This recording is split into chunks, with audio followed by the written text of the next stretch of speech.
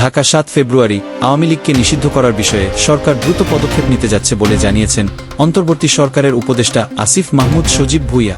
শুক্রবার ৭ ফেব্রুয়ারি বার্তা সংস্থা বাসকে দেওয়া এক সাক্ষাৎকারে তিনি জানান, জনগণের চাওয়া অনুযায়ী সরকার এ বিষয়ে শিগগিরই সিদ্ধান্ত নেবে। তিনি বলেন, রাজনৈতিক দলগুলোর মধ্যেও আওয়ামী লীগ নিষিদ্ধ করার বিষয়ে ঐকমত্য সৃষ্টি হয়েছে। ৫ আগস্টের গণঅভ্যুত্থানের পর জনগণের দাবি ছিল এই দলকে নিষিদ্ধ করা। সরকার আইনি কাঠামো পর্যালোচনা করে প্রয়োজনীয় ব্যবস্থা নেবে। এদিকে শিক্ষার্থীদের নতুন রাজনৈতিক দল গঠনের প্রসঙ্গে তিনি বলেন, ৫ আগস্টের পরিবর্তনের পর যারা নেতৃত্ব দিয়েছে তারা দল গঠনের চিন্তা করছে। ফেব্রুয়ারির দ্বিতীয়ার্ধে নতুন দলটি আত্মপ্রকাশ করতে পারে, তবে দলের নাম ও কাঠামো চূড়ান্ত হয়নি।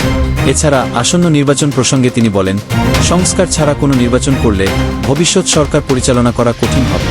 সুষ্ঠু নির্বাচন নিশ্চিতে ৬টি সংস্কার কমিশনের রিপোর্ট বাস্তবায়ন করা হবে।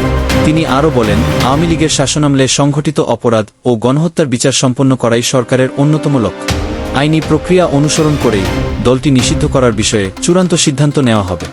ভিডিও পেতে চ্যানেলটি সাবস্ক্রাইব করুন এবং পাশে থাকা বেল আইকনটি প্রেস করুন, যাতে নতুন ভিডিও আপলোড হলেই নোটিফিকেশন পান।